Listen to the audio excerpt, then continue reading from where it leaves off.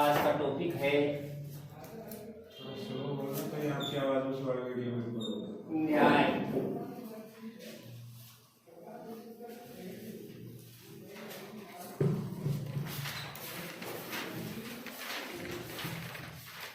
पहली इकाई का पहला लेसन न्याय।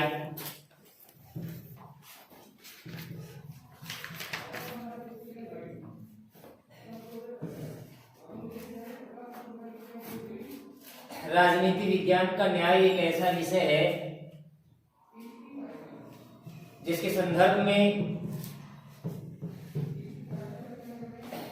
नए शोध, नए अन्वेषण समय समय पर होते रहे हैं और अलग अलग विद्वानों ने अपने अपने तरीके से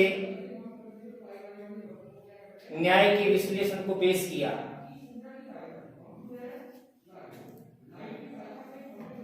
न्याय क्यों चाहिए मनुष्य को? न्याय क्या है? न्याय अगर नहीं है तो इसके परिणाम क्या हो सकते हैं? इन सभी प्रश्नों के जो जवाब हैं वो इस बिंदु के अंतर्गत आपके सामने पेश होंगे। सबसे पहली बात यह है कि न्याय क्या है। न्याय क्या है?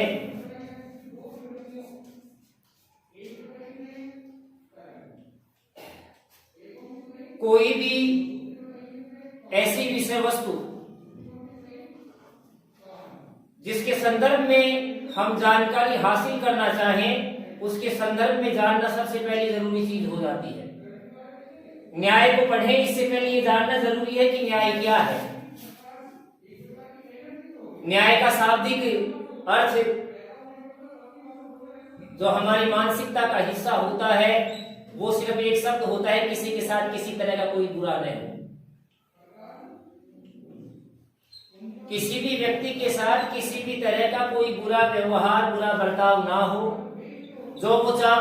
जो उसे चाहिए वो उसे मिले, इसी को न्याय कहा जाता है। आमतौर पर लोगों की ऐसी मानसिकता है, लेकिन न्याय का ये एक छोटा सा और संकीर्ण अर्थ है। अब इस न्याय को विश्लेषित करते हुए अलग अलग विचारकों ने न्याय को अलग अलग तरीके से परिभाषित किया। सबसे पहला नाम जिन्होंने न्याय के विषय में अपने विचार व्यक्त किए, उनमें सबसे पहला नाम आता है प्लेटो का।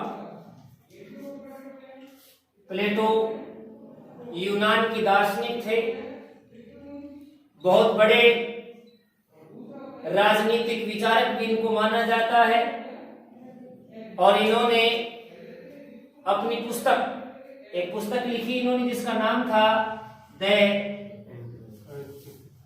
रिपब्लिक। ये इनकी पुस्तक का नाम है। इस पुस्तक के अंदर इन्होंने न्याय की विस्तृत अवधारणा को दुनिया के सामने पेश किया था और पहली बार न्याय को पारिभाषिक रूप से भी पेश किया था। प्लेटो के अनुसार न्याय क्या है, प्लेटो ने न्याय के विषय में क्या कहा, इसको जानना पहले जरूरी है। प्लेटो ने साफ शब्दों में कहा कि प्रत्येक व्यक्ति अपना निर्दिष्ट कार्य करे और अन्य किसी व्यक्ति के कार्य में वो हस्तक्षेप ना करे। इसी को प्लेटो ने न्याय माना। हर व्यक्ति अपना काम अपने तरीके से करता रहे, दूसरे के कार्यों में किसी तरह की वो अड़चन पैदा ना करे, यही न्याय है। अर्थात अगर मनुष्य अपना काम अपने तरीके से करता रहे, अन्य के कार्यों में वो बाधक ना बने, तो ऐसी स्थिति में किसी तरह का कोई विध्वंस पैदा नहीं होगा, संघर्ष पैदा नहीं होगा, हिंसा जैसी कोई चीज नहीं होगी, शांति का वातावरण होगा और शांति के वातावरण का नाम ही न्याय है प्लेटो के अनुसार। प्लेटो ने साफ कहा शांति ही न्याय है।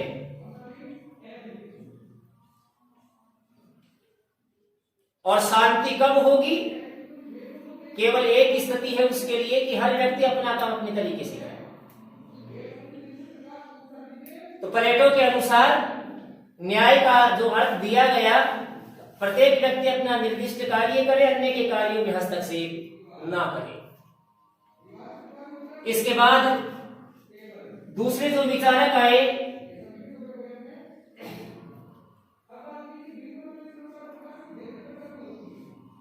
पता है क्या नाम है?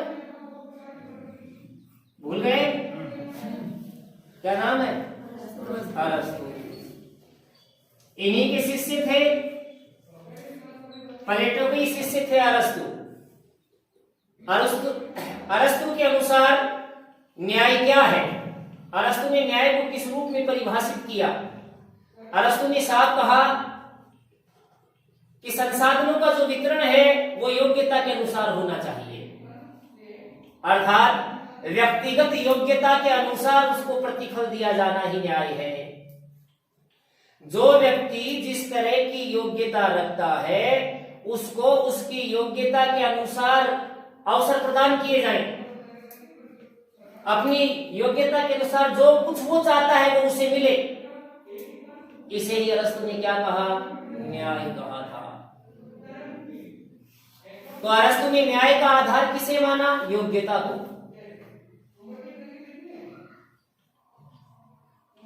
अरस्तु ने न्याय का आधार किसे माना? योग्यता को माना। अरस्तु के अनुसार योग्य और अयोग्य के बीच अगर हम स्पष्ट विभाजन कर देंगे तो वो न्याय है, जिससे योग्य व्यक्ति अपने आप को कुंठित महसूस नहीं करेंगे और अयोग्य व्यक्तियों को बगैर किसी कारण के कोई ऐसा पद स्थान नहीं मिलेगा जिसके वो योग्य नहीं है। अगर ऐसा होता है तो सब को अपने हक और अधिकार मिलेंगे, न्याय की स्थापना हो जाएगी। ऐसा अरस्तु ने माना। अरस्तु ने भी एक पुस्तक लिखी थी, क्या नाम है? The politics.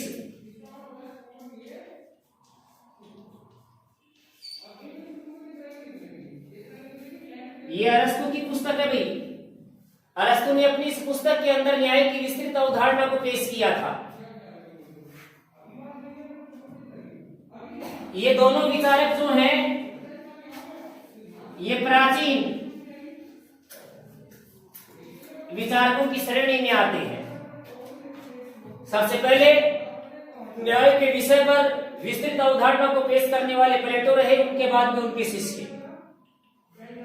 इसके बाद मध्यकालीन विचारक आते हैं और मध्यकालीन विचारकों के अंदर जो सबसे बड़ा नाम आता है वो है संत ऑगस्टाइन का। किसका आता है? संत ऑगस्टाइन का। और दूसरा नाम किसका आता है?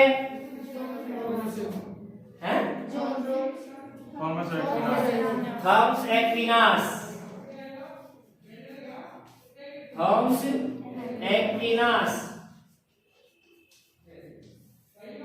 ये दो विचारक हैं मध्यकालीन।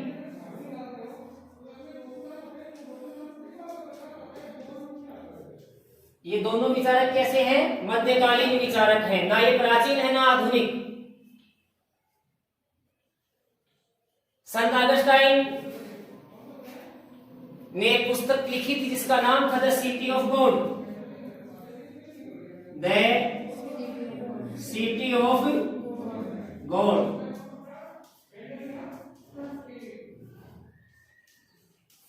यानी इसका हिंदी होता है ईश्वरीय राज्य। ईश्वरीय राज्य। इस पुस्तक के अंदर संत ऑगस्टाइन ने न्याय के विषय में अपने विचार व्यक्त किए थे और अपने विचारों को व्यक्त करते हुए संत ऑगस्टाइन ने कहा था कि न्याय राज्य का अनिवार्य तत्व है। न्याय राज्य का अनिवार्य तत्व है। जिन राज्यों में न्याय नहीं होता वो चोर उचक्कों की शरण स्थली बन जाते हैं। संत ऑगस्टाइन ने न्याय को आत्मा से जोड़ा था कि न्याय ईश्वरीय गुण है, आत्मीय गुण है, इसलिए व्यक्ति को बुरे कार्य करने से बचना चाहिए, उसे अच्छे कार्य करने चाहिए। हम किसी का बुरा ना सोचे, किसी का अच्छा सोचे, किसी का भला सोचे।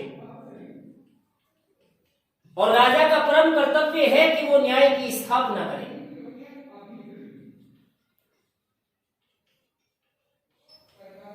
इस तरीके से संत ऑगस्टाइन ने न्याय को आत्मा से जुड़ा विषय माना और इसको व्यक्तिगत विषय भी माना कि व्यक्ति अपनी आत्मा की आवाज को सुने, वो कोई भी कार्य ऐसा ना करे जो दूसरे के लिए घातक बने, अनुचित हो। अगर ऐसा हर प्रत्येक व्यक्ति करता है तो न्याय की स्थापना स्वतः हो जाएगी, किसी तरह की हिंसा संघर्ष जैसा वातावरण उत्पन्न नहीं होगा और राज्य समर्थ होगा। इसके बाद में आते हैं थॉमस एक्विनास। थॉमस एक्विनास ने माना कि केवल समानता ऐसी चीज है जिसकी बुनियाद पर हम न्याय को स्थापित कर सकते हैं। समानता के अभाव में न्याय जैसी किसी भी विषय वस्तु की कल्पना करना निरर्थक होगा। अगर हमें न्याय की स्थापना करनी है तो सबसे पहले हमें समानता के वातावरण को विकसित करना होगा। प्रत्येक तरह की समानता की बात की थॉमस एक्विनास ने, विशेष रूप से राजनीतिक, सामाजिक और आर्थिक समानता को सर्वोपरि स्थान दिया था इन्होंने। जब तक राजनीतिक समानता, सामाजिक समानता और आर्थिक समानता का वातावरण विकसित नहीं होगा, हम न्याय जैसी विषय वस्तु की कल्पना नहीं कर सकते। चाहे कितने ही प्रयत्न कर लें, न्याय को स्थापित नहीं कर पाएंगे। केवल न्याय एक स्थिति में स्थापित हो सकता है जब राजनीतिक, सामाजिक और आर्थिक समानता का एक विकसित वातावरण उत्पन्न किया जाए। जब लोगों में ही भेदभाव होगा तो किस तरह की न्याय की कल्पना कर लेंगे हम? वो ही एक दूसरे से ऊंच नीच का व्यवहार करेंगे, वो ही एक दूसरे से अमीर गरीब का व्यवहार करेंगे, तो ऐसी स्थिति में हम न्याय को स्थापित कैसे करेंगे? इसलिए थॉमस एक्विनास ने समानता को न्याय का सर्वोपरि आधार माना था कि समानता के अभाव में न्याय की कल्पना निरर्थक है, ऐसा थॉमस एक्विनास ने कहा। इसलिए थॉमस एक्विनास का जो न्याय से संबंधित विषय है वो समानता पर आधारित है। अर्थात अगर समानता आ गई तो न्याय अपने आप आ जाएगा। इसलिए हमें न्याय को पाना नहीं चाहिए, हमें तो समानता को हासिल करने के प्रयास करने चाहिए। अगर हमने समानता को हासिल कर लिया तो न्याय ऑटोमेटिकली स्थापित हो जाएगा, ऐसा थॉमस एक्विनास ने कहा। इसके बाद में आधुनिक विचारक आते हैं। आधुनिक विचारकों की श्रेणियां अलग अलग रही हैं। कुछ ने उदारवाद तो कुछ ने उपयोगितावाद, दोनों को स्थान दिया। कुछ विचारक उपयोगितावादी रहे तो कुछ विचारक उदारवादी रहे।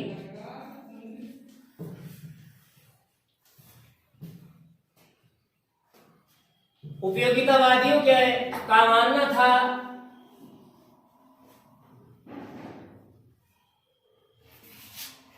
कि केवल व्यक्ति वही सोचता है जो उसके लिए उपयोगी है, इसलिए हमें अन्य बातों को खारिज कर देना चाहिए। व्यक्ति जो सोचेगा वही करेगा, जो उसे चाहिए, जो उसे पसंद है, जो उसके लिए लाभकारी है, उपयोगी है, जिससे उसको फायदा होगा, व्यक्ति तो वो काम करेगा। उसको जबरदस्ती किसी अन्य मामले में ढालने की आवश्यकता ही नहीं है।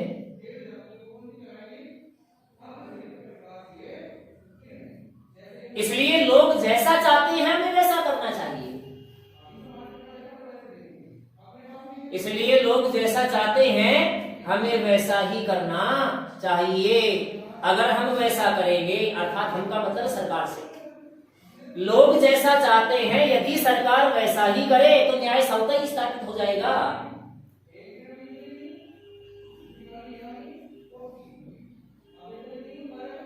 लोग चाहते कुछ और है, राज्य करता कुछ और है, तो न्याय कहां से आएगा? लोकतंत्र के समर्थक है दोनों के दोनों, उपयोगितावादी भी उदारवादी भी। इन्होंने जनता की इच्छा और आकांक्षाओं को सर्वोपरि स्थान दिया और यह प्रमाणित कर दिया कि वो सरकारें सबसे अच्छी हैं जो सबसे कम शासन करती हैं। वो सरकारें सबसे अच्छी हैं जो सबसे कम शासन करती हैं। जनता की इच्छा आकांक्षाओं को सर्वोपरि स्थान देती हैं, वो सरकारें अच्छी हैं। जहां जनता की इच्छाओं का दमन होगा, अन्याय का वातावरण पनपेगा, हिंसा और संघर्ष होंगे। गलत कहा, सही कहा इन्होंने। आज किसी भी समाज के साथ थोड़ा सा भी कुछ गड़बड़ हो जाता है तो हर समाज की आजकल सेनाएं हैं, अलग अलग नामों से जाना जाता है उनको। किसी समाज की सेना का नाम क्या है, क्या है, क्या है, क्या है, ऐसा है ना। तुरंत ही सड़कों पर आंदोलन शुरू हो जाते हैं। क्यों किया उन्होंने ऐसा? क्योंकि सरकार ने उनके विपरीत किया या उनके साथ कोई बुरा हुआ।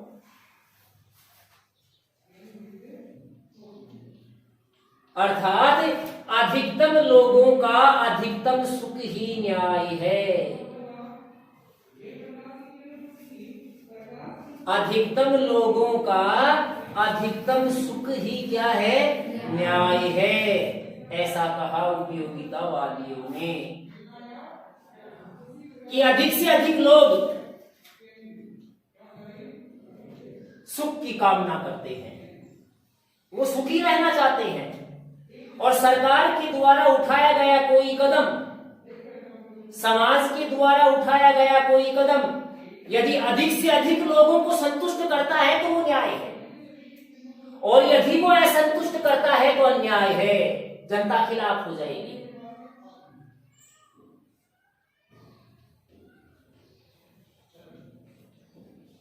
राइट? तो उपयोगितावादियों ने क्या कहा? अधिकतम लोगों का अधिकतम सुख ही न्याय है। अर्थात सरकार कोई भी ऐसा कार्य ना करे, राज्य कोई भी ऐसा कार्य ना करे जिससे लोग रुष्ट हो, नाराज हो, उनको दुख हो। अगर लोग खुश तो राज्य समर्थ। ऐसे विचारकों में जे.एस. मिल,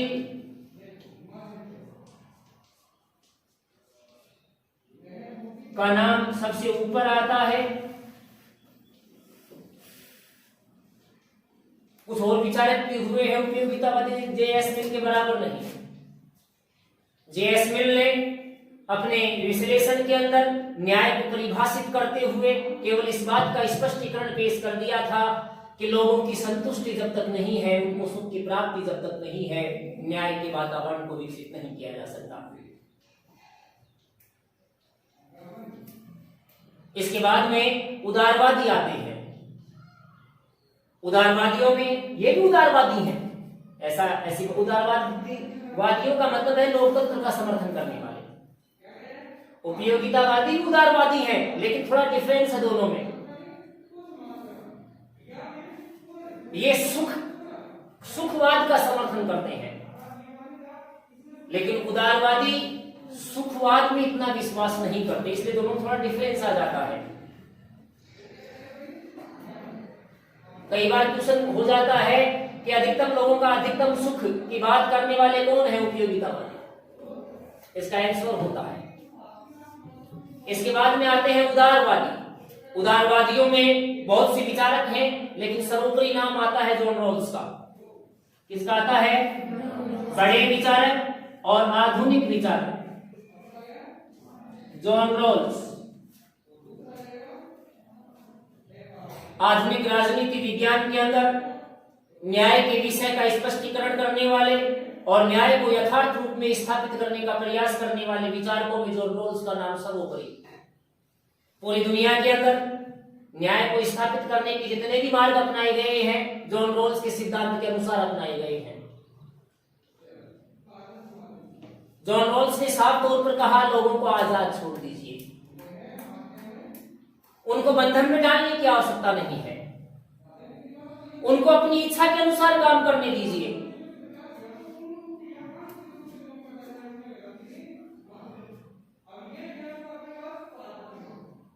जितनी अधिक हम स्वतंत्रता देंगे लोगों को, जितनी अधिक हम स्वतंत्रता देंगे, न्याय उतना ही परिपक्व होगा। हम किसी पर दबाव डालकर के काम करवा रहे हैं, न्याय नहीं है ये। व्यक्ति अपनी स्वेच्छा से जो कर रहा है वो न्याय है। केवल अनुचित बातों के लिए उसे रोका जाए, उचित बातों के लिए उसे संरक्षण प्रदान किया जाए। प्रतिबंध होने चाहिए अनुचित बातों के लिए। अगर वो सही कर रहा है तो उसको प्रोटेक्शन मिलना चाहिए, फिर चाहे वो समाज है, परिवार है या राज्य है। व्यक्ति का दमन नहीं होना चाहिए, उसे खुली छूट दी जानी चाहिए, ताकि वो अपने विचार से, अपने माइंड का इस्तेमाल करके अच्छे से अच्छा करने का प्रयास करे। क्योंकि हम रुकावट डालेंगे, व्यक्ति को क्रोध आता है। होता है क्या ऐसा? या जॉन रॉल्स ने गलत कह दिया था? हम उसको अपने मन मुताबिक ढालना चाहेंगे, उसे क्रोध आएगा, जो करेगा वो बेमन से करेगा। ऐसी स्थिति में हम कैसे कह सकते हैं कि न्याय है ये? तो पूर्ण स्वतंत्रता दी जाए व्यक्ति को, इसे ही न्याय माना जॉन रॉल्स ने। और आज पूरी दुनिया के अंदर जॉन रॉल्स के न्याय सिद्धांत को अपनाया गया है, और हर लोकतांत्रिक देश में व्यक्ति को काम करने की पूर्ण आजादी है। कोई प्रतिबंध नहीं, कोई भी व्यक्ति अपनी इच्छा के अनुसार कोई भी किसी भी तरह का व्यवसाय कर सकता है, बशर्ते वो समाज और राष्ट्र के खिलाफ न हो। ये शर्त भी है उसमें। जॉन रॉल्स का हमें सम्मान करना चाहिए। इतना बड़ा अधिकार आप लोगों को उन्होंने दिलवाया था।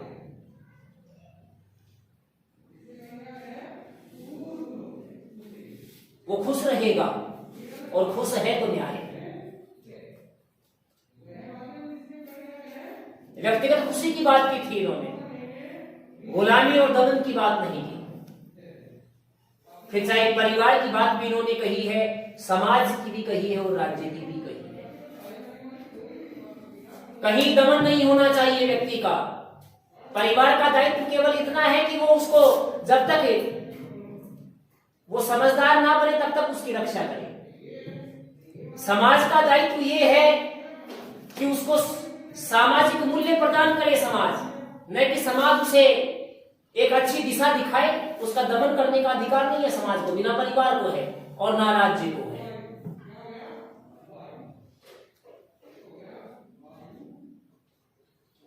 और इसके साथ साथ जॉन रॉल्स का जो न्याय सिद्धांत दुनिया के अंदर आया, इन्होंने सामाजिक न्याय पर सबसे ज्यादा बल दिया।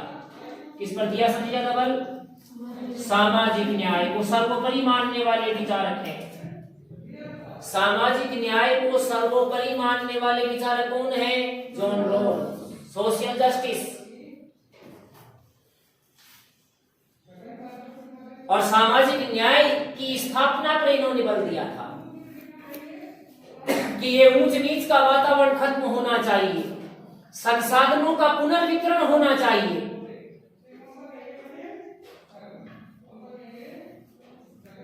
जो आज से पहले बटे हुए थे उनका पुनर्वितरण होना चाहिए। व्यक्तिगत योग्यता उसे परिलक्षित होनी चाहिए। पद प्रतिष्ठा और सम्मान ये योग्यता के अनुसार होनी चाहिए। इस तरीके से जॉन रॉल्स ने सामाजिक न्याय को सर्वोपरि स्थान दिया था। अब किस विचारक ने न्याय को क्या माना, केवल ये पेश किया है मैंने। किस विचारक ने न्याय को क्या माना है, किस रूप में उसको स्थान दिया है, न्याय के विषय में अपने विचार किस रूप में उन्होंने पेश किए, ये चीजें आपके सामने पेश हुई है।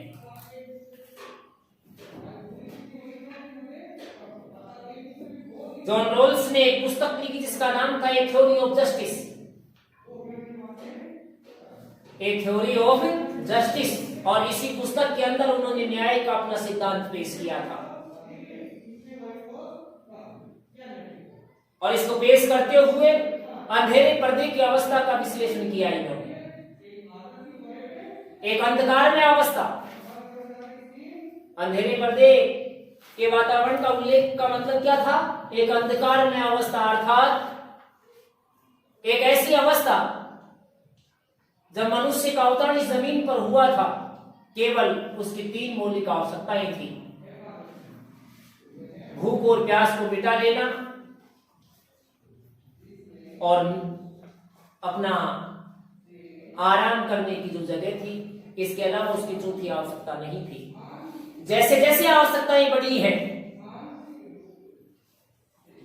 मनुष्य में प्रतिस्पर्धा का जन्म हुआ और इसी प्रतिस्पर्धा ने संघर्ष के वातावरण को जन्म दिया। क्यों ना हम अपनी आवश्यकताओं को सीमित कर लें और पुनः उसी वातावरण का अवलोकन करें जब हम इस जमीन पर आए थे। बिल्कुल शांति थी, लड़ाई झगड़े जैसी कोई चीज नहीं थी। इस तरह की रूपरेखा पेश की है और इसीलिए इन्होंने सामाजिक न्याय को सर्वोपरि स्थान दिया कि समाज में ऊंच नीच जैसी चीजें नहीं होनी चाहिए। समाज में रहने वाला प्रत्येक प्राणी बराबर है, कोई बड़ा नहीं है, कोई छोटा नहीं है। ये वर्ग जातियां समाज को विखंडित करती है, जोड़ती नहीं है। समाज में एक रूपता होनी चाहिए और ये तभी संभव है जब उस समाज में रहने वाले लोग अपने आप को बराबर समझें। जब समाज में रहने वाला प्रत्येक व्यक्ति अपने आप को बराबर समझेगा तो न्याय स्वतः ही आ जाएगा। इसलिए सामाजिक न्याय सर्वोपरि। सामाजिक न्याय के अभाव में अराजकता का वातावरण उत्पन्न होगा और न्याय जैसी विषय वस्तु समाप्त हो जाएगी, ऐसा जॉन रॉल्स ने कहा है। इसलिए राज्य का परम कर्तव्य है कि वो सामाजिक न्याय की स्थापना करे। राज्य का मतलब सरकार से। राजनीति विज्ञान में सरकार का नाम नहीं आता, राज्य का नाम होता है और यहाँ राज्य का मतलब सरकार से लगाया जाना चाहिए कि राज्य का ये परम कर्तव्य है कि वो किसकी स्थापना करे, सामाजिक न्याय की। यदि राज्य सामाजिक न्याय की स्थापना करने में सफल होता है तो न्याय स्वतः ही हो जाएगा। ये थे जॉन रॉल्स। अलग अलग विचारकों के अलग अलग विचार आपके सामने पेश हुए। अब हम न्याय की अवधारणा का विश्लेषण करेंगे। न्याय क्या है ये जाना है केवल अब तक आपने। अब हम जानेंगे कि न्याय क्यों चाहिए।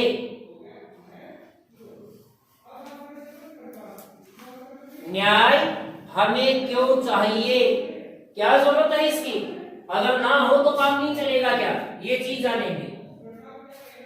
न्याय क्यों चाहिए या न्याय की आवश्यकता क्यों है।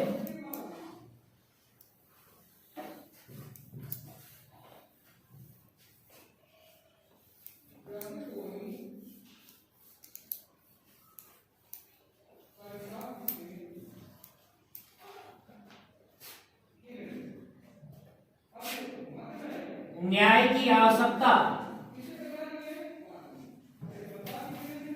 अब इस टॉपिक के अंदर हर विचारक का विश्लेषण आपके सामने पेश होगा। न्याय हमें क्यों चाहिए या न्याय की हमें आवश्यकता क्यों है। न्याय क्या है ये जाना हमने। न्याय हमें क्यों चाहिए या न्याय की आवश्यकता हमें क्यों है, इस बात को समझ लिया। सामान्यतः मानव की जो प्रकृति है वो स्वार्थ की है। किसकी है? स्वार्थ। इस दुनिया में कोई भी मनुष्य ऐसा नहीं है जो निस्वार्थ। मनुष्य के द्वारा किया गया कोई भी कार्य ऐसा नहीं है जो निस्वार्थ हो। तो मानव ये प्रकृति कैसी है? स्वार्थ से परिपूर्ण। स्वार्थ से परिपूर्ण है मानवीय प्रकृति। प्रकृति जानते हैं क्या? प्रकृति का मतलब है मानव का स्वभाव। मानव का स्वभाव कैसा है? स्वार्थ से परिपूर्ण। वो केवल ये चाहता है कि सब कुछ मुझे मिल जाए। उसकी केवल एक ही सोच है कि जो कुछ है वो मुझे मिल जाए। इसलिए दूसरे की चीजों को छीनने की कोशिश करता है। गलत कह रहा हूं क्या? गलत है, सही है ये चीज। अधिक से अधिक हासिल करने के चक्कर में वो दूसरों के हक और अधिकार को भी भूल जाता है और जुगाड़ में लग जाता है कि ये कैसे मैं मेरे पास लेकर के आऊं इसको, जमीन जायदाद धन दौलत कुछ भी XYZ, ये मेरी कैसे बने। केवल इस उधेड़ बुन में लगा रहता है। कारण बस इस दुनिया का सबसे सुखी इंसान वही बनूं। ये मानव की प्रकृति है, मानव का स्वभाव है। और यही कारण है इंसान गलत काम करता नहीं है, बिल्कुल नहीं करता, लेकिन ये उससे गलत करवा देता है। उसके माइंड को भी खराब करता है, विकृत करता है ये। स्वार्थ का मतलब क्या है? पाने की चाह। किसी भी चीज को पाने की चाह का नाम है स्वार्थ।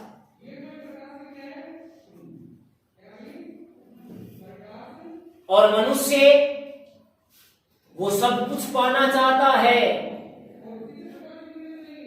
जो उसको अधिक से अधिक सुख दे सके। ये स्वार्थ ही उससे गलत काम करवाता है। अन्यथा मनुष्य गलत काम करता नहीं है, लेकिन ये करवाता है। हम अपने परिवारों में भी देखते हैं, हर जगह देखते हैं। हर व्यक्ति में स्वार्थ है, कोई नहीं बचा इससे, कोई भी बचा हुआ नहीं है। आप बैठे, आप में भी स्वार्थ है। कोई भी व्यक्ति ऐसा नहीं है जो स्वार्थ से परे हो। स्वार्थ से परे तो केवल ईश्वर है और कोई नहीं। इस जमीन पर जितने भी जीव है सब स्वार्थ से परिपूर्ण है।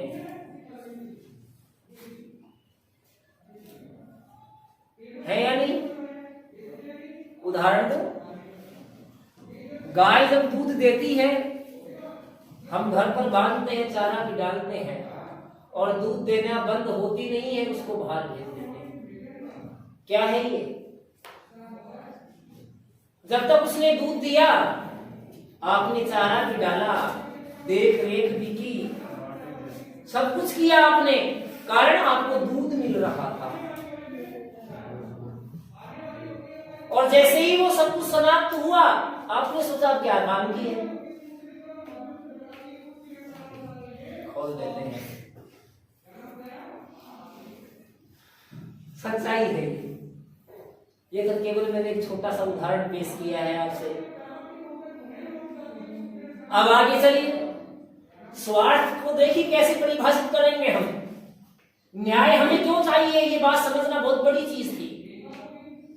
आपके माँ बाप हैं, हमारे भी माँ बाप मान लेना, हम भी शामिल हैं आप में। वो हमारी इतनी देख रेख क्यों करते हैं? कल बड़ा होगा, नौकरी लगेगा, हमारी सेवा करेगा। स्वार्थ। हालांकि हम उसको स्वार्थ की श्रेणी में नहीं लाएंगे, लेकिन उसको स्वार्थ कहा जरूर जाएगा। कहने का मतलब हर काम मनुष्य मतलब के लिए करता है। और मतलब ही स्वार्थ है। बगैर मतलब वो कुछ करेगा ही नहीं, कुछ नहीं करेगा। अब बताओ, जब उसका सारा जीवन इस शब्द के इर्द गिर्द घूमता है तो क्या वो गलत नहीं करेगा? करेगा या नहीं करेगा? अधिक से अधिक पाने की चाह में वो गलत करेगा, और गलत करेगा तो समाज में किसका वातावरण पैदा होगा? संघर्ष और हिंसा का होगा या नहीं होगा? और ऐसी स्थिति में न्याय रहेगा कि नहीं रहेगा? कैसा वातावरण होगा? अन्याय का। इसलिए हमें न्याय चाहिए, अन्यथा न्याय की आवश्यकता नहीं थी। व्यक्ति दूसरे के हक और अधिकारों का हनन ना करे, इसके लिए न्याय चाहिए। अगर न्याय नहीं होगी तो मनुष्य पूरी तरह स्वतंत्र होगा, वो चाहेगा वो करेगा। इसलिए जब कभी भी वो गलत करे, दूसरे के हक और अधिकारों को छीनने की कोशिश करे, तो जिनके साथ बुरा हुआ है उनको न्याय मिले। इसलिए न्याय चाहिए, और यही कारण था कि न्यायपालिका की स्थापना की गई। यही कारण था, और कोई बड़ा रीजन नहीं है। न्यायपालिका किसके लिए, क्यों जाते हैं हम न्यायपालिका अदालत में? हम क्यों जाते हैं? अपने हक और अधिकारों को पाने के लिए। आपके साथ जब भी कोई बुरा होता है, थाने में एफआईआर दर्ज होती है, कोर्ट में हम चले जाते हैं। क्यों चले जाते हैं? हमारे साथ गलत हुआ है। और न्यायपालिका का काम क्या है? गलत करने वालों को सजा देना। ये बनती ही नहीं। अगर हर आदमी अपने दायरे में सही रहता तो क्या जरूरत थी इसकी? लेकिन ये रहने नहीं देता, ये रहने नहीं देता। छोटी सी चीज, छोटा शब्द है स्वार्थ, ये रहने नहीं देता है। ये जेल, अदालत, थाने केवल ऐसे लोगों के लिए बने हैं जिन पर स्वार्थ इतना हावी हो जाता है कि वो सब कुछ भूल जाते हैं और दूसरे का बुरा तुरंत कर देते हैं। ऐसे बुरे लोगों को सही रास्ते पर लाने के लिए इन चीजों की स्थापना की गई, ताकि समाज में न्याय कायम रहे। केवल इसलिए न्याय चाहिए।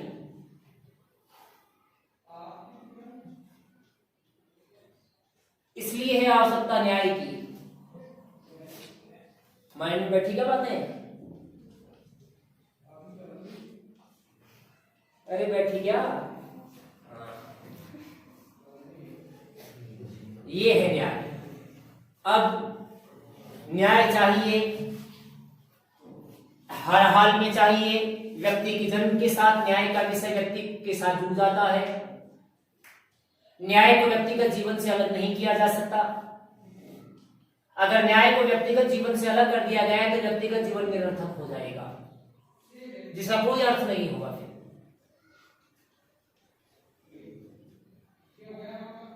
इस कारण से न्याय एक महत्वपूर्ण विषय बन गया, एक ऐसा विषय बन गया जिस पर अलग अलग विचारकों ने अपने लंबे विश्लेषण पेश किए, और इसी विश्लेषण में सबसे पहले हम पढ़ेंगे न्याय के विश्लेषण आएंगे, और विश्लेषण का मतलब न्याय के सिद्धांत आएंगे, और इसमें सबसे पहले हम पढ़ेंगे प्लेटो का न्याय सिद्धांत। किसका न्याय सिद्धांत? प्लेटो का न्याय सिद्धांत। न्याय के प्रमुख सिद्धांत, न्याय के प्रमुख सिद्धांत।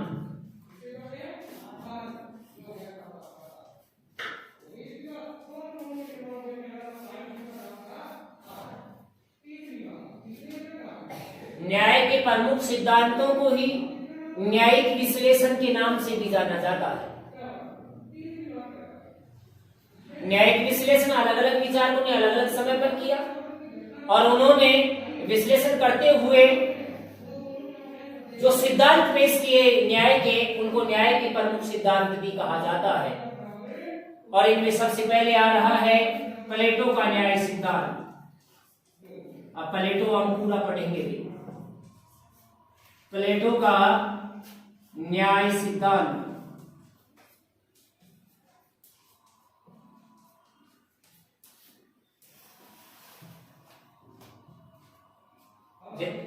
जैसा कि न्याय के अर्थ को जब हम पढ़ रहे थे उस समय आपके सामने प्लेटो आ चुके हैं। प्लेटो ने अपनी पुस्तक द रिपब्लिक में न्याय के अर्थ को ही नहीं, न्याय के विस्तृत विश्लेषण को पेश किया था। और न्याय का विश्लेषण करते हुए प्लेटो ने अपने न्याय सिद्धांत में न्याय को कितने भागों में बांटा था? 2 भागों में। कितने भागों में बांटा? 2 भागों में। एक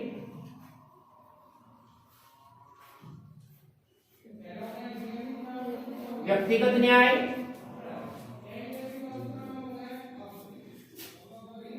और दूसरी सामाजिक न्याय। इनको सामान्य न्याय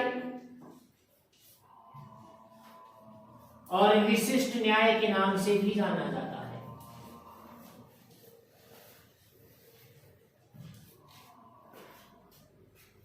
प्लेटो ने अपनी पुस्तक द रिपब्लिक में न्याय का विश्लेषण करते हुए ये बात क्लियर की थी कि प्रत्येक व्यक्ति अपना निर्दिष्ट कार्य करे, अन्य के कार्यों में हस्तक्षेप ना करे। न्याय आत्मीय गुण है। व्यक्ति अपनी आत्मा की आवाज सुने, उसकी आत्मा सच्चाई का रास्ता दिखाती है, इसलिए उसे अच्छे कर्म करने चाहिए, किसी का बुरा नहीं करना चाहिए। अगर वो इस तरह के वातावरण में ढलता है तो न्याय की स्थापना हो जाएगी। न्याय का विश्लेषण करते हुए प्लेटो ने न्याय का विभाजन 2 भागों में किया, व्यक्तिगत न्याय और सामाजिक न्याय। अब व्यक्तिगत न्याय और सामाजिक न्याय, इनका विभाजन प्लेटो ने मानवीय गुणों से किया। किससे किया? मानवीय गुण। प्लेटो के अनुसार मनुष्य में जो मानवीय गुण होते हैं वो कितनी तरह के होते हैं? 3 तरह के होते हैं। कितनी तरह के होते हैं? 3 तरह के होते हैं। कौन कौन से होते हैं? शौर्य, तृष्णा और बुद्धि। प्लेटो के अनुसार मनुष्य में केवल 3 तरह के आत्मीय गुण या मानवीय गुण पाए जाते हैं। मानवीय गुणों को आत्मीय गुण भी कहते हैं। शौर्य, तृष्णा और बुद्धि। जिनमें बुद्धि होती है वो शासक वर्ग में आ गए, जिनमें शौर्य होता है वो सैनिक वर्ग में आ गए, और जिनमें तृष्णा होती है वो व्यवसायिक वर्ग में आ गए। जिनमें बुद्धि सर्वोपरि होती है वो लोग क्या बनते हैं? शासक बनते हैं। जिनमें दमखम दिखाने का शौर्य होता है वो क्या बनते हैं? सैनिक बनते हैं। और जिनमें भूख होती है वो व्यवसायी बनते हैं। तृष्णा का मतलब है भूख। अधिक से अधिक चीजों के अर्जन करने की क्षमता का नाम है तृष्णा। तो ये क्या बनते हैं? व्यवसायी बनते हैं। इस आधार पर प्लेटो ने प्रमाणित कर दिया कि समाज में केवल 3 वर्ग पाए जाते हैं: शासक वर्ग, सैनिक वर्ग और व्यवसायिक वर्ग। आत्मीय गुणों के आधार पर प्लेटो ने समाज का 3 भागों में विभाजन भी किया था। कितने भागों में किया था? 3 भागों में। कि समाज में रहने वाले कुछ लोग ऐसे होते हैं जो बुद्धि से परिपक्व होते हैं, ऐसे लोग शासक बन जाते हैं, उनको शासक वर्ग कहा गया। समाज में रहने वाले कुछ लोग ऐसे होते हैं जो बलशाली होते, अपने शौर्य का परिचय देते हैं, वो सैनिक बन जाते हैं। और समाज में रहने वाले कुछ लोग ऐसे होते हैं जिनकी संग्रह करने की प्रवृत्ति होती है, उनकी भूख शांत नहीं होती, धन दौलत को पाने की चाह उनमें बनी रहती है। ऐसे लोग व्यवसायिक वर्ग के अंतर्गत आ जाते हैं।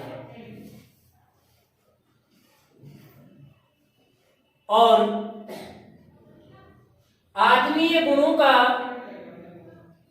गुणों के आधार पर समाज का विभाजन करने के बाद प्लेटो ने न्याय का भी 2 भागों में विभाजन कर दिया। इसलिए प्लेटो के न्याय सिद्धांत को वितरणात्मक न्याय सिद्धांत भी कहा जाता है। क्या कहा जाता है? वितरणात्मक न्याय सिद्धांत।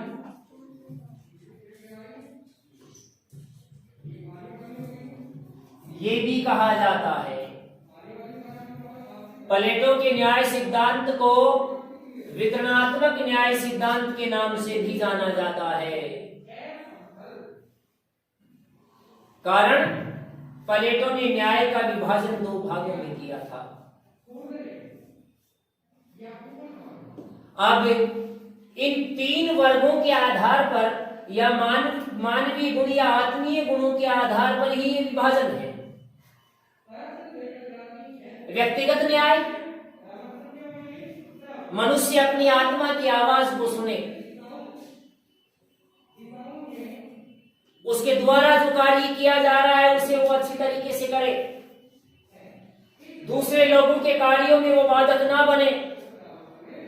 इसे ही प्लेटो ने व्यक्तिगत न्याय नाम दिया। शासक वर्ग अपने कर्तव्यों का निर्वहन करे, सैनिक वर्ग अपने कर्तव्यों का निर्वहन करे और व्यावसायिक वर्ग अपने कर्तव्यों का निर्वहन करे। अगर हर वर्ग अपने कामों को अपने तरीके से करेगा तो लड़ाई झगड़ा होगा ही नहीं, क्योंकि उस समय दुनिया में राजतंत्र था, राजाओं का राज था। इसलिए प्लेटो ने जो न्याय सिद्धांत पेश किया वो उसी रूप में किया, अर्थात राजा अपना काम अपने तरीके से अच्छा करे, सैनिक अपना काम अपने तरीके से अच्छे से अच्छा करे और आम प्रजा है जो व्यवसायिक वर्ग के अंतर्गत आती है, जिसमें किसान भी आ गए, शिल्पकार भी आ गए, सारे आ गए। इसमें बाकी लोग जो व्यवसाय में लगे हैं वो अपना काम अपने तरीके से करें। अगर ऐसा होता है तो फिर अन्याय कहां होगा? न्याय हो गया। इसी को प्लेटो ने क्या नाम दिया? व्यक्तिगत न्याय। प्रत्येक व्यक्ति अपना निर्दिष्ट कार्य अपने तरीके से करे, अन्य के कार्यों में हस्तक्षेप ना करे। यही क्या है? व्यक्तिगत न्याय। और अब सामाजिक न्याय। समाज के जितने भी ये वर्ग हैं ये अपने दायरे में रहे, कोई भी वर्ग अन्य वर्ग के विरुद्ध न जाए, उसके खिलाफ ना जाए, अपने दायरे में रहकर के काम करे। साथ ही साथ अगर कोई वर्ग या कोई व्यक्ति गलत करता है, दूसरे कार्यों में बाधक बनता है, तो राज्य का ये कर्तव्य है कि ये वो उसे दंड दे।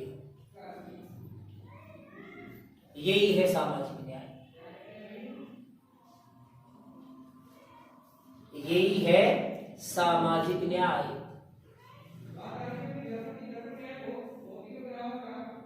ये था प्लेटो का न्याय सिद्धांत।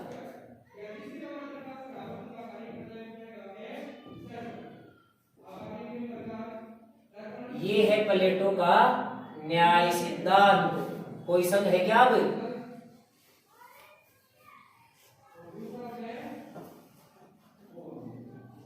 अंकित सिंह ठीक है क्या?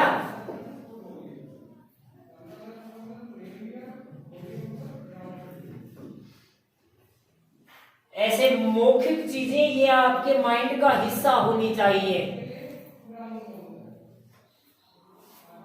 कोई भी आदमी पूछ ले तो आप स्पष्टीकरण देने वाले बनो।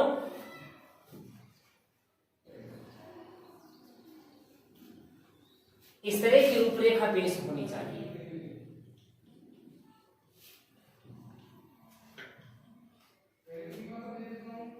समझी बात को? और कल आपके सामने पेश होगा है अरस्तु का न्याय सिद्धांत। किसका न्याय सिद्धांत? अरस्तु का न्याय सिद्धांत। अरस्तु प्लेटो के शिष्य थे।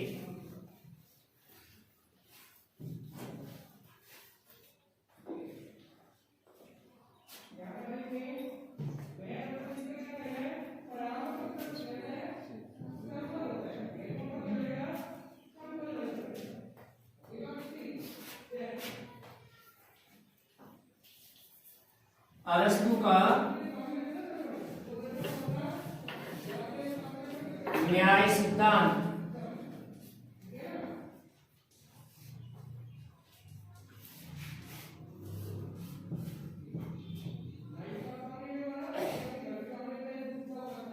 अरस्तु का न्याय सिद्धांत में अरस्तु ने कोई विशेष चीज अलग नहीं की, कोई ज्यादा विभेदीकरण नहीं है।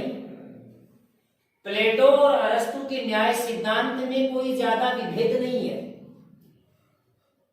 सिर्फ कहने का दायरा एक अलग रहा। बाकी जो विषय वस्तु अरस्तु ने पेश की वो लगभग अपने गुरु की और अपने गुरु के न्याय सिद्धांत को ही एक अलग रूपरेखा के अंदर दुनिया के सामने रखा था, एक अलग रूप में दुनिया के सामने पेश किया था। अरस्तु ने अपने न्याय सिद्धांत में जहां प्लेटो ने ये कहा कि हर व्यक्ति अपना निर्दिष्ट कार्य करे, वहीं अरस्तु ने कार्य के स्थान पर संसाधनों का वितरण योग्यता के अनुसार हो। संसाधनों का वितरण किसके अनुसार हो? योग्यता के अनुसार हो। अगर योग्यता के अनुसार हम उसको उसका प्रतिफल देंगे तो हर व्यक्ति अपना काम अच्छे तरीके से करेगा। कहने का मतलब वही आ रहा है, जिस व्यक्ति का जो निर्दिष्ट कार्य है, क्या वो व्यक्ति उस कार्य के लिए योग्य है? अगर हमने किसी व्यक्ति को कोई काम सौंपा कि तेरा ये निर्दिष्ट कार्य है भैया, आपको ये करना है, प्लेटो इतना कहते फिर रुक गए। अरस्तु ने कहा कि क्या वो काम करने के योग्य तो है क्या? जब वो योग्य ही नहीं होगा तो निर्दिष्ट कार्य करेगा कहां से? अंतर विभेद कर रहा हूं अभी। इसलिए अपने गुरु के सिद्धांत में जो त्रुटियां रह गई थी, उन त्रुटियों को दूर करने का प्रयास किया अरस्तु ने और साफ तौर पर कहा, क्या कहा कि निर्दिष्ट कार्य करे व्यक्ति, न्याय के लिए जरूरी है, लेकिन वो निर्दिष्ट कार्य योग्यता के अनुसार हो। हम एक अयोग्य व्यक्ति को कोई निर्दिष्ट कार्य करने का आदेश नहीं दे सकते। हो सकता है वो उस काम को कर ही ना पाए, गलत करे, ये तो योग्यता ही निर्धारित करिए कौन आदमी क्या कर सकता है। इसलिए कार्यों का विभाजन, संसाधनों का विभाजन योग्यता के अनुसार हो, अर्थात जो व्यक्ति जितनी योग्यता रखता है उसे उसकी योग्यता के अनुरूप प्रतिफल मिलना चाहिए। इसलिए अरस्तु ने न्याय का आधार योग्यता को माना।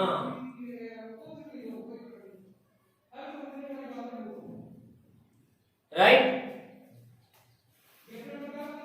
अब न्याय का विश्लेषण पेश करते हुए अरस्तु ने इस बात को बताने का प्रयास किया कि आखिर न्याय को स्थापित कैसे किया जा सकता है। तो अरस्तु ने भी न्याय का विभाजन दो भागों में ही किया। कितने भागों में किया? दो भागों में। और ये विभाजन किस पुस्तक में है? द पॉलिटिक्स में। इन्होंने अपना विभाजन किस पुस्तक में पेश किया था भाई? द पॉलिटिक्स में। और न्याय का दो रूपों में विभाजन किया। कौन कौन से हैं दो रूप?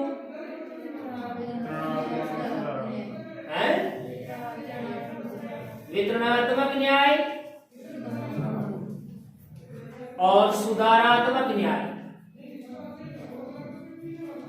वितरणात्मक न्याय और सुधारात्मक न्याय, ये दो भागों में विभाजन था। वितरणात्मक न्याय का मतलब क्या है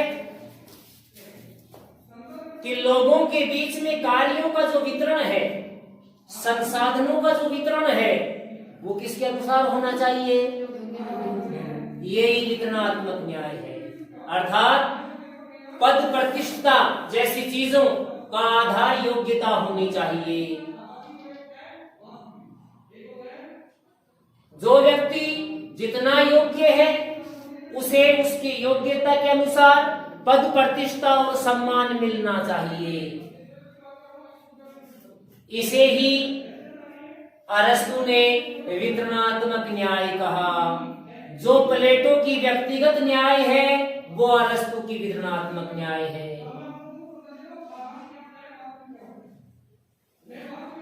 वही बात है कि संसाधनों का, कार्यों का जो वितरण है व्यक्ति को उसकी योग्यता के अनुरूप किया जाना चाहिए या व्यक्ति को उसकी योग्यता के अनुसार उचित प्रतिफल दिया जाना चाहिए। राइट? इसी को अरस्तु ने वितरणात्मक न्याय नाम दिया था। नंबर 2, सुधारात्मक न्याय। जो लोग राज्य के आदेशों की उपेक्षा करते हैं, सामाजिक नियमों की उपेक्षा करते हैं, अयोग्यता के बावजूद पद प्रतिष्ठा और सम्मान को प्राप्त कर लेते हैं, ऐसे लोगों के विरुद्ध राज्य को कड़े कदम उठाने चाहिए, उन्हें दंडित करना चाहिए ताकि वो समाज की मुख्य धारा में सम्मिलित हो सके। इसको नाम दिया गया सुधारात्मक न्याय। ये अपराधियों के लिए है। किसके लिए है? राज्य की, समाज की उपेक्षा करने वाले लोगों को सही रास्ते पर लाने का नाम है सुधारात्मक न्याय।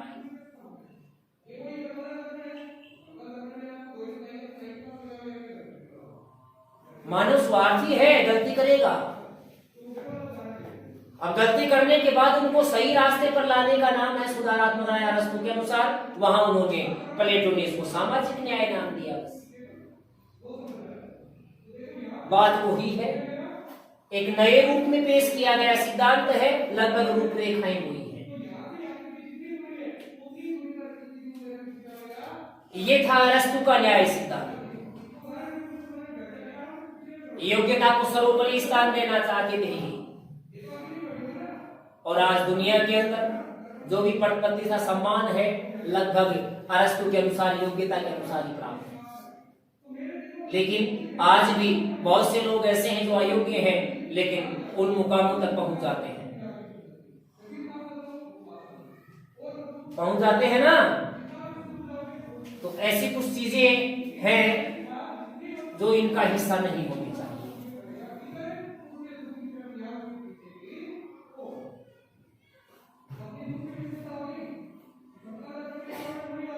अब इसके आगे मध्यकालीन विचारकों में जो विश्लेषण उनका रहा वो लगभग आपके सामने पेश कर दिया गया। वो विषय आपके सामने पेश कर दिया गया। अब हम केवल जॉन रॉल्स के न्याय सिद्धांत को पढ़ेंगे। किसके न्याय सिद्धांत को पढ़ेंगे? जॉन रॉल्स का न्याय सिद्धांत। जॉन रॉल्स का न्याय सिद्धांत। जॉन रॉल्स के न्याय सिद्धांत को वितरणात्मक न्याय सिद्धांत के नाम से भी जाना जाता है। वितरणात्मक न्याय सिद्धांत।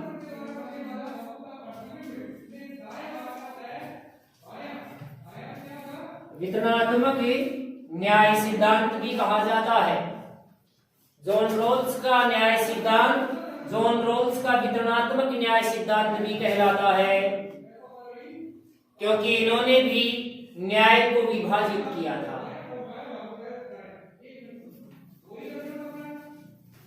इन्होंने भी न्याय को विभाजित किया था। और इसके तहत जॉन रॉल्स के न्याय सिद्धांत की केवल दो बातें मुख्य हैं। जॉन रॉल्स के न्याय सिद्धांत की कितनी बातें मुख्य हैं? दो बातें, जिनमें से पहली है अधिकतम स्वतंत्रता ही स्वतंत्रता की रक्षक है। अधिकतम स्वतंत्रता ही स्वतंत्रता की रक्षक है।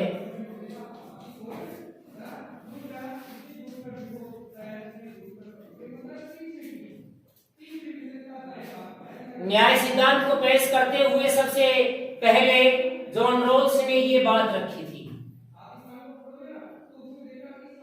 हमें लोगों को अधिकतम स्वतंत्रता प्रदान करनी चाहिए। जितनी अधिक स्वतंत्रता हम लोगों को देंगे, स्वतंत्रता उतनी ही सुरक्षित होगी। लोकतंत्र के समर्थक थे कि स्वतंत्रता का अधिकार दे देने से लोगों को स्वतंत्रता नहीं मिली, हमें लोगों को अधिकतम स्वतंत्रता देनी चाहिए। जितनी अधिक स्वतंत्रता हम लोगों को देंगे, स्वतंत्रता उतनी ही सुरक्षित होगी। अगर हमने स्वतंत्रता पर प्रतिबंध लगाए तो ऐसी स्थिति के अंदर संघर्ष का वातावरण पैदा होगा, अन्याय का वातावरण बन जाएगा, न्याय बिखर जाएगा। तो अधिकतम स्वतंत्रता के समर्थक रहे कि लोगों को कार्य करने की पूरी आजादी हो, अपनी इच्छा के अनुसार उनकी इच्छा और आकांक्षाओं पर बेवजह की प्रतिबंध नहीं होने चाहिए। इस बात की वकालत करने वाले विचारकों में सर्वोपरि रहे, अगर ये चीज कायम होती है तो न्याय स्थापित हो जाएगा। फिर व्यक्ति अपनी तरीके से अपना काम करेगा, किसी भी व्यक्ति के कार्यों में कोई अड़का नहीं डालेगा, अड़चन पैदा नहीं करेगा, हिंसा जैसी चीजें नहीं होंगी समाज में, हर व्यक्ति अपनी मस्ती में मस्त होगा। पहली बात तो ये न्याय की स्थापना के लिए जॉन रॉल्स द्वारा ये वक्तव्य दिया गया था। नंबर 2, संसाधनों का पुनर्वितरण हो। संसाधनों का पुनर्वितरण हो।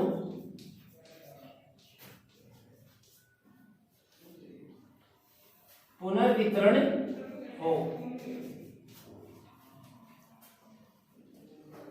लोकतंत्र में समानता का अधिकार होता है, इसलिए आज से पहले जो संसाधन बटे हुए हैं समाज के बीच, उनका पुनर्वितरण होना चाहिए, क्योंकि आज से पहले राजतंत्र था और राजतंत्र के संसाधन कुछ लोगों तक सीमित थे। आज लोकतंत्र है, इसलिए संसाधनों का जो बंटवारा है वो दोबारा से होना चाहिए, जिससे प्रत्येक व्यक्ति को उसका हक मिल सके, वो विकास की गति को प्राप्त कर सके। अगर हम संसाधनों का पुनर्वितरण करते हैं तो ऐसी स्थिति के अंदर हर व्यक्ति को उसका हक और अधिकार मिलेगा, प्रत्येक व्यक्ति संतुष्ट होगा, न्याय का वातावरण बनेगा, समाज में विभाजन नहीं होगा, ऊंच नीच का वातावरण नहीं होगा, अमीर गरीब की खाई नहीं होगी अगर हम संसाधनों का पुनर्वितरण करते हैं तो। और इसी के साथ साथ इसी में उन्होंने एक बात और कह दी थी कि आवश्यकताएं सीमित की जाएं। आवश्यकताएं सीमित हों, ये बात भी जॉन रॉल्स ने कही और इसी को नाम दिया उन्होंने अंधेरे पर्दे की अवस्था। क्या नाम दिया? अंधेरे पर्दे की अवस्था, कि हम अपनी आवश्यकताओं को भी सीमित रखें, क्योंकि जितनी अधिक आवश्यकताएं होंगी प्रतिस्पर्धा उतनी ज्यादा होगी। ऐसी स्थिति के अंदर संघर्ष जैसी स्थितियां पैदा होती हैं और व्यक्ति एक दूसरे से आगे निकल जाने के लिए आतुर हो जाता है, जो अन्याय के वातावरण को जन्म देता है। इसलिए हमारी आवश्यकताएं सीमित होनी चाहिए।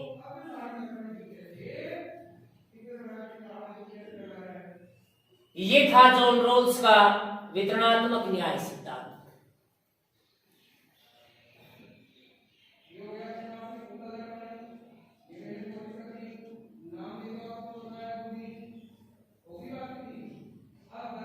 प्लेटो का न्याय सिद्धांत, अरस्तु का न्याय सिद्धांत और जॉन रॉल्स का न्याय सिद्धांत।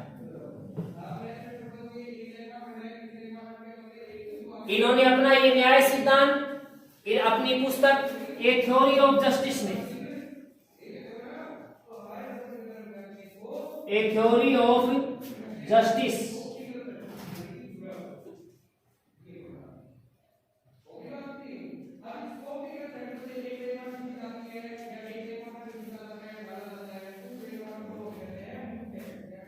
इस पुस्तक में पेश किया था। आधुनिक विचारक हैं, बड़े विचारक हैं, और वर्तमान लोकतांत्रिक देशों में ये सब चीजें जारी हैं।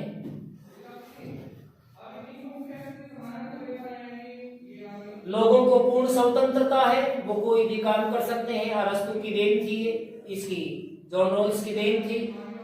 संसाधनों का पुनर्वितरण जारी है, अर्थात समाज के जो वर्ग दबित हैं, पीड़ित हैं, पिछड़े हैं, उन लोगों को आरक्षण दिया गया है, उनको संसाधन प्रदान किए जा रहे हैं ताकि वो भी समाज की मुख्य धारा में आ सके, औरों की बराबरी का हक प्राप्त कर सके। ये आरक्षण केवल इसलिए ही है। संसाधनों के पुनर्वितरण का मतलब ये नहीं है कि किसी की संपत्ति को छीन करके उसको बांट दिया जाए, कतई नहीं है।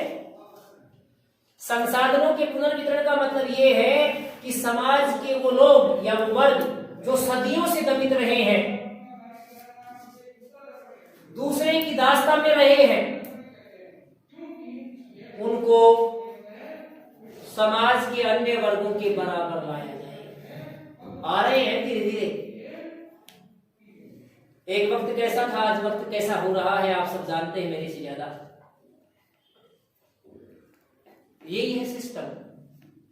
यही बात कही थी जॉन रॉल्स ने। आवश्यकताएं सीमित हो, यानी हम अनलिमिटेड कोई भी चीजें ना अपनाएं जीवन में। ये व्यक्तिगत धारणा बताई थी उन्होंने, व्यक्तिगत मापदंड पेश किया था कि व्यक्ति को असीमित आवश्यकताएं अपने दिलो दिमाग में उत्पन्न नहीं करनी चाहिए।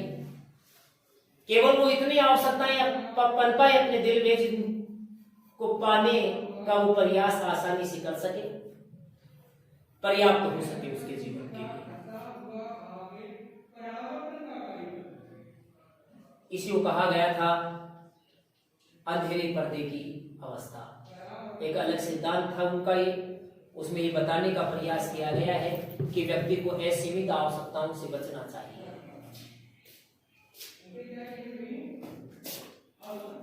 और कल हम पढ़ेंगे न्याय के प्रकार।